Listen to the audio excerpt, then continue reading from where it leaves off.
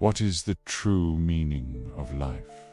What happens after we take our final breath? Does everything just fade to black, into a silent, eternal void? Or is there something far greater waiting for us beyond the edge of physical existence? To answer these questions, we have to start with a profound realization. We are not just our body. We are souls. And the soul isn't some poetic metaphor, it is the fundamental essence of who we are. It's older than the earth, older than time itself, and woven from the very fabric of the universe. Ancient spiritual teachings say that long before our physical world existed, there was only the Creator, infinite, boundless consciousness. At some point, this Creator decided to experience itself from the inside. To do this, it divided itself into two aspects. One part remained aware, guiding the universe and sustaining cosmic order. The other part chose to forget, journeying into material worlds and losing all memory of its divine origin, so that it could rediscover it.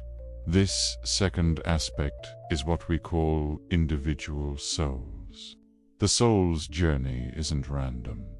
It's part of a huge cosmic game.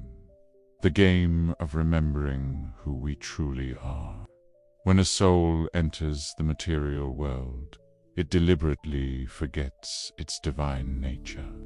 This allows the soul to experience life from a perspective of limitation, struggle, and personal growth. It's only by overcoming challenges, gaining insight, and awakening that the soul begins to remember its true origin, that it is a piece of the Creator returning back to wholeness.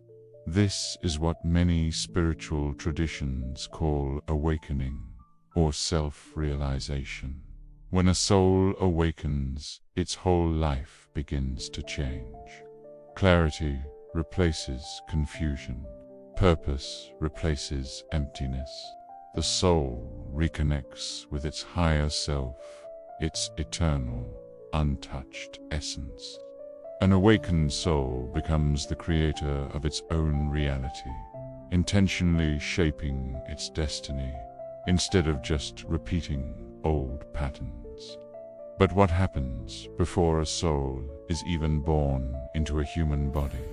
Between lifetimes, the soul exists in a state free from time and physical limits. There's no rush, no pressure. A soul chooses when it's ready for another earthly life, and it makes this choice very consciously. So why is reincarnation necessary? Why come back again and again? Because Earth is a school land, a powerful one at that. Growth is the purpose of every single lifetime. Before each new life, the soul goes through a deep preparation process.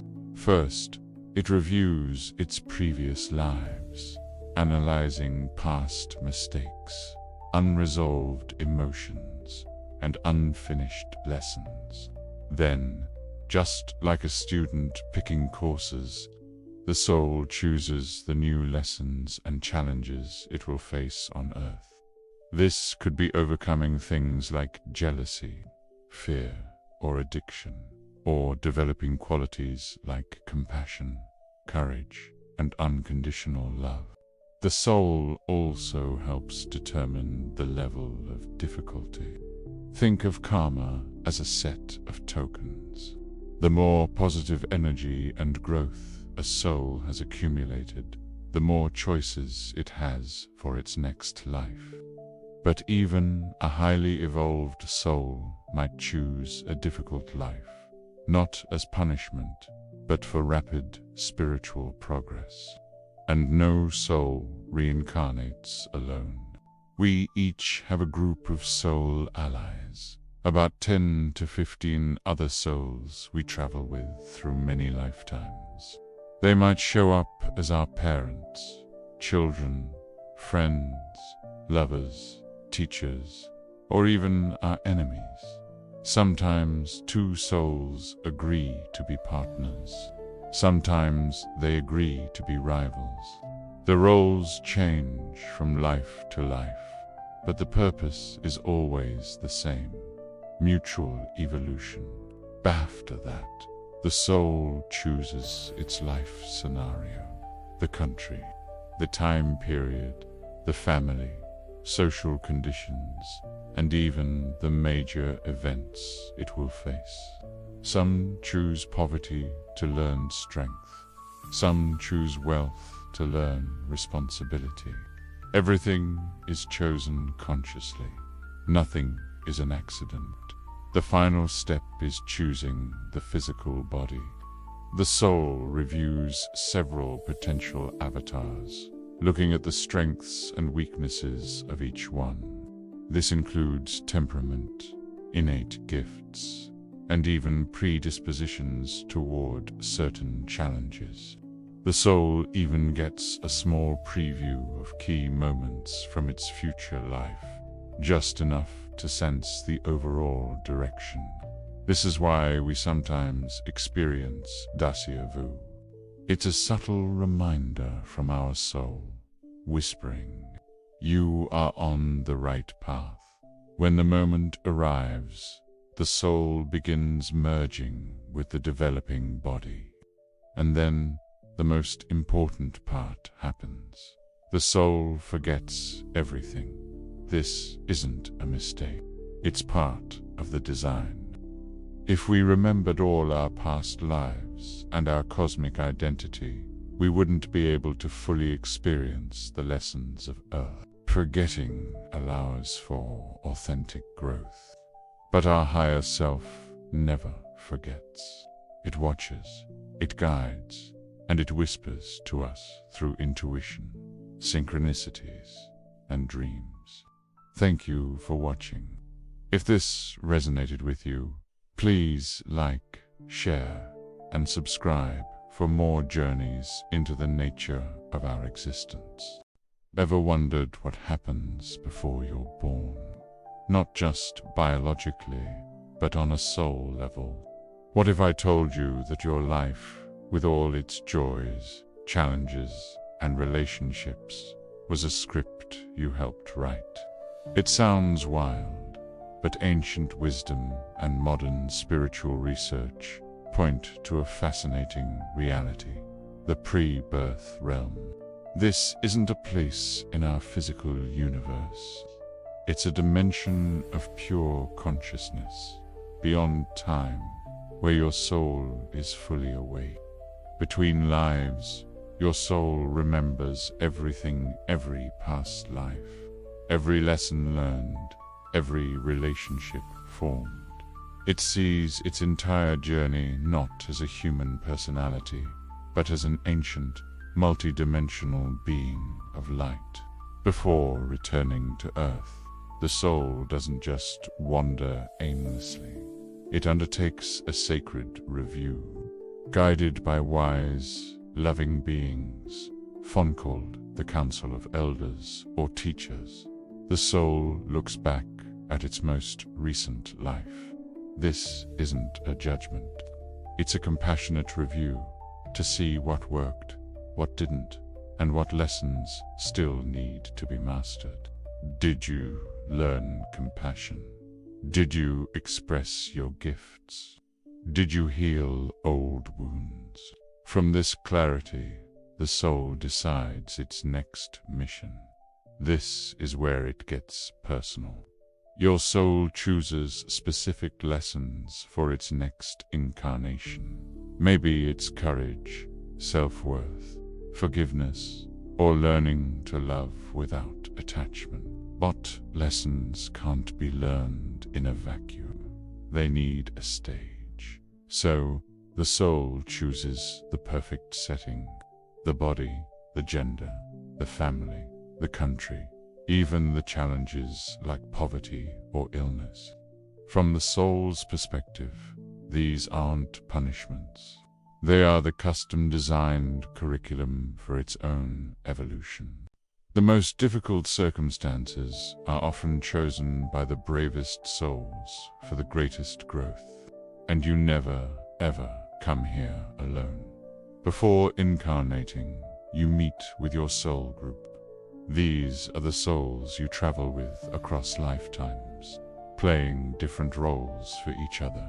Your parents, your best friend, your greatest love, and even your most difficult rival are likely part of this group. You make sacred agreements with each other. A soul might say to another, "In our next life, challenge me, so I can learn strength, or help me learn to stand on my own." That enemy at work, they might be your closest ally on a soul level, fulfilling a promise to help you awaken. So, if we choose all of this, why don't we remember it? The answer is simple. The game wouldn't work. Remembering would spoil the surprise. You wouldn't make authentic choices or learn through genuine discovery. Forgetting is a feature, not a bug. It allows your human self to grow through experience, guided only by the whispers of your intuitions, those feelings of déjà vu, those unexplainable talents, and those deep connections you feel with certain people. They are echoes from a choice you made long ago. Finally, with the plans set and the agreements made, the soul takes the plunge. It dives into the physical world, anchoring itself to a developing body. As consciousness enters matter, a veil of forgetting falls, and a new life begins. The journey you're on right now is the answer to a question your soul once asked. What do I need to learn to become whole? You are not a victim of circumstance. You are the hero of a story you wrote yourself. Thank you for watching. If this resonated with you, hit that subscribe button for more explorations into the nature of our reality. See you in the next one. Have you ever looked at your life, your family, or the challenges you face and thought, why me? How did I end up here? It can often feel like life is something that just happened to you, a random roll of the dice. But what if I told you that wasn't true? What if your life, down to some astonishing details, was something you chose before you were even born? Ancient spiritual traditions, thousands of near-death experiences, and regression therapies all point to a stunning conclusion. Your soul selected this life. But that raises a huge question. Why would anyone choose suffering? Why pick a difficult family, a body with limitations, or a life filled with adversity? The answer is simple, yet profound.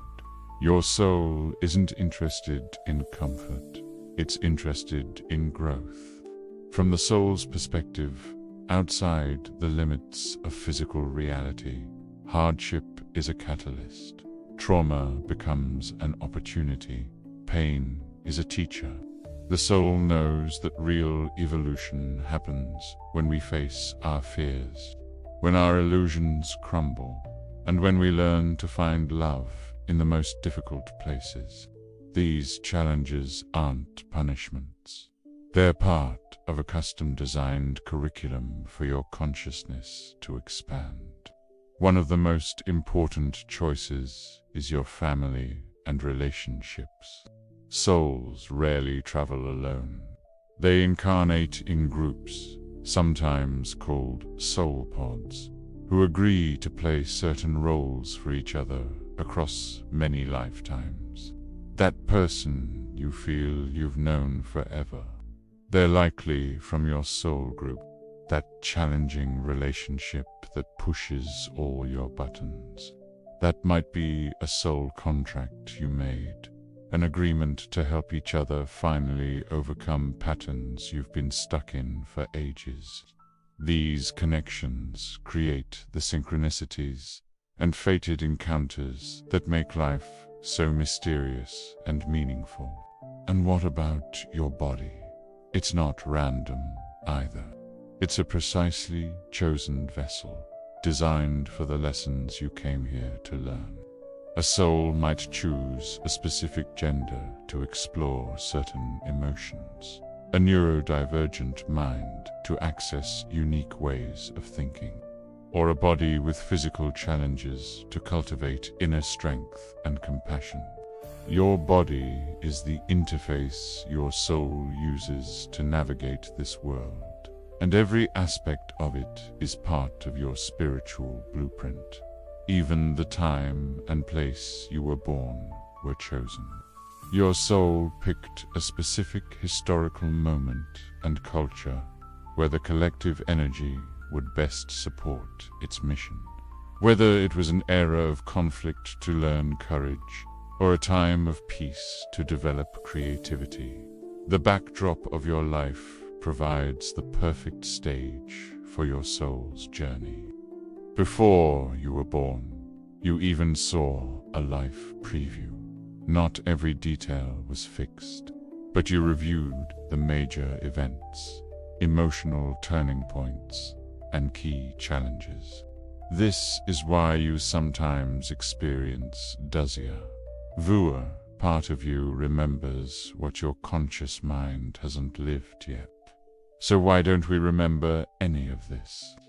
Upon birth, we pass through what's called the veil of forgetting. This isn't a mistake. It's essential.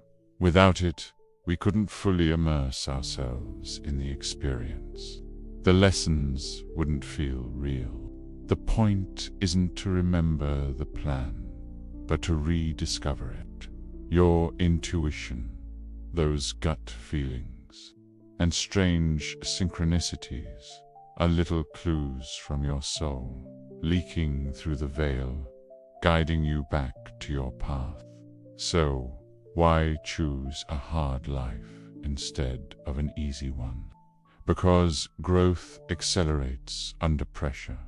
Compassion deepens through experiencing pain, and wisdom is forged in the face of challenges. From the soul's perspective, a difficult life isn't scary, it's incredibly meaningful. It's the ultimate adventure. Once all the choices are made, the soul enters this world, and the great journey of remembering begins. The map to your destiny isn't out there somewhere. It's always been right inside you, waiting to be read. Thanks for watching. If this resonated with you, please like, share, and subscribe for more content that explores the deeper mysteries of life. Have you ever wondered why we're born without any memory of where we came from? It feels like one of existence's greatest paradoxes. To awaken, the soul must first forget itself. But this isn't a punishment. It's the essential architecture of our reality. A kind of closed-world simulation where we evolve by navigating mystery, not by having all the answers up front. Before we're born, our soul is expansive, multidimensional, and fully aware of its cosmic history. It knows its purpose, its connections to other souls, and the lessons it came here to learn. But the moment we incarnate, we pass through what ancient traditions call the veil of forgetting. This veil is crucial. It ensures that our challenges feel real, that our relationships carry genuine emotional weight, and that our choices are truly authentic. It makes free will meaningful. Think about it. Without the veil, life would just be a predictable replay of scripts we already know. But with it, life becomes a true quest, a genuine adventure of rediscovery. Even though the veil hides our soul's full memory, fragments of truth constantly leak through in subtle ways. These fragments are what we call intuitions. They show up as sudden instincts, that unexplained feeling of certainty, moments of déjà vu, or those powerful gut feelings that we can't ignore. Have you ever felt an irrational attraction to someone, or an immediate aversion for no clear reason, or sensed danger just before it appeared? These aren't just random quirks of your personality. They are the language of your soul, whispering truths your conscious mind hasn't caught up with yet. Where logic hits a wall, intuition takes over. And our body is a key part of this. It's not just a vessel. It's a highly sensitive instrument, an antenna tuned to frequencies beyond our ordinary perception. Your body is constantly signaling soul truth. It might be a feeling of tension when you're around someone who isn't good for you, or getting goosebumps during a moment of profound alignment. It could be that sinking feeling in your chest when you're about to make the wrong decision, or that magnetic pull toward a soul connection. Your body remembers, even when your mind doesn't. Esoteric teachings tell us that our heart's energy field and our nervous system act as translators between the physical and the spiritual. This is why intuition often feels so physical, so somatic. It's a truth that we feel in our very bones. Dreams are another fascinating way the soul communicates. When we sleep, our consciousness detaches from physical limitations. This creates cracks in the veil windows where past life memories can surface. Messages from our guides appear in symbolic form, and unresolved karmic emotions get processed. Many so-called prophetic dreams aren't actually prophecies. They're memories from the soul's life preview before birth, subtly replaying themselves to guide us. And there are synchronicities, what Carl Jung called meaningful coincidences. But they are so much more than that. They are guideposts from the universe, redirecting us when we drift too far from our path. Thinking of someone just moments before they call you. Repeatedly seeing a symbolic number everywhere you go. Meeting the exact right person at the exact right time. These aren't accidents. They are divine orchestrations. They reveal that life isn't just a chaotic flow of random events, but a beautifully woven pattern. Guiding this entire process is our higher self. It remains in the soul realm, while a fragment of it, us, lives here on earth. It observes without interfering and guides without controlling. It speaks through inspiration, sudden impulses, emotional resonance, and all those symbolic events we just talked about. When you feel guided, protected, or redirected, that's your higher self subtly influencing your timeline. So, why must we forget before we can remember? The path of human evolution is a cycle. We forget, we seek, we awaken, we remember, and then we integrate that wisdom. If we remembered everything from birth, karma couldn't be resolved. Relationships would lack authenticity, and the entire story would be spoiled from the start. Earth is a school for experiential learning, not just theoretical knowledge. And so the veil remains. It's not a prison, but an invitation to rediscover who we truly are.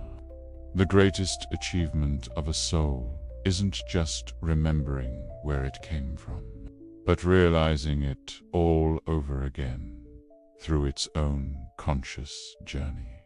Thanks for watching. If this resonated with you, don't forget to like and subscribe for more explorations into the nature of our reality. Have you ever wondered what really happens when we die? Is it just darkness, an end to everything? Or could it be something more, something magnificent? Mainstream culture often paints death as this terrifying final event. But what if I told you that in many ancient spiritual traditions, death isn't an end at all? It's an awakening. When the physical body ceases to function, the soul is set free. It's released from the weight of our world, from pain, from limitation, and from the deep-seated illusion that we are all separate. What looks like a tragedy from our perspective is, for the soul, a moment of incredible clarity and expansion. The ancient Egyptians, Tibetans, and Sufi mystics called it the opening of the inner eyes. And the first thing the soul sees isn't darkness, it's truth. At the moment of death, the soul detaches from the body. People who've had near-death experiences often describe this as floating, watching the scene from above, feeling a sense of effortless peace and freedom. If the death is sudden, the soul might linger for a bit, a little confused, trying to figure out what happened.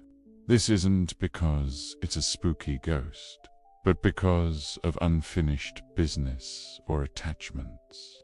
But once it recognizes the transition, a profound sense of calm takes over. For about 10 days, according to many teachings, the soul exists between worlds. It's close enough to observe the life it left behind, but no longer bound by it. During this time, it visits loved ones, trying to send signals of comfort and peace. The problem is, those of us still here are often so overwhelmed by grief that we cuff and perceive these subtle messages. The soul watches as life continues without it, and it begins to release any leftover emotional baggage. Next comes something truly profound, the life review. This isn't a judgment day with a bearded figure on a throne. It's about total understanding. The soul relives every moment of its life, every action, every word, every thought, and crucially, the emotional impact it had on others. If you caused someone pain, you feel their pain as if it were your own. If you brought someone joy, you feel that joy just as intensely. It's not punishment, it's the ultimate education. The soul sees the complete blueprint of its choices, with nothing hidden and everything understood. After this review, a beautiful reunion takes place. The soul reconnects with its soul group, the spiritual family we travel with through lifetimes. This includes soulmates, guides, and mentors. Imagine a homecoming filled with a love so overwhelming it's beyond words. Together, they analyze the life that just ended. What lessons were learned? What patterns are still unresolved? What strengths were developed? It's a cosmic counseling session, a collaborative debrief to prepare for what comes next. Then the soul enters a state of deep healing and rest. A realm of pure light, often called the Source or the Between Lives plane. Here, it recovers from its time on Earth, sheds any remaining density, and recharges its energy. Time as we know it doesn't exist here. This resting phase could last for what we'd perceive as days or even centuries. So, is that the end? Not quite. The ultimate goal, after countless lifetimes of learning and evolution, is to merge completely back into the Source, to dissolve the feeling of being a separate individual and return to a state of unity. This is what some call enlightenment or samadhi. It's the grand finale of the soul's journey. But it doesn't happen automatically. It happens after lifetimes dedicated to compassion, wisdom, and letting go of attachment. Until then, souls continue the cycle of reincarnation, learning, evolving, and growing across different lives and worlds. So, you see, death isn't the end of life, just as birth isn't the beginning. What we call life is just one chapter in a much larger story. You've been here before, and you'll be here again. Every single experience, good or bad, is part of your soul's eternal expansion. Life isn't a test, it's a classroom. Death is graduation day, and rebirth is simply enrolling in your next course. Your soul is, and always will be, the eternal traveler. Thanks for exploring this journey with me. If this resonated with you, hit that like button and subscribe for more deep dives into the mysteries of existence. See you in the next one. If you're still here watching my videos, I want to say something simple. Thank you. In a world of endless noise and distractions, the fact that you choose to spend your time here means more than you can imagine. It means you're one of those rare people who wants to go deeper, question reality, and look inside yourself, not just outside. I'm honestly happy that there are people who share these interests, these questions, this search for meaning. So if you feel this space resonates with you, hit the like button, subscribe to the channel, and share this video with someone who might need it. Your support helps this content reach more people who are also quietly searching. Thank you for being here, really.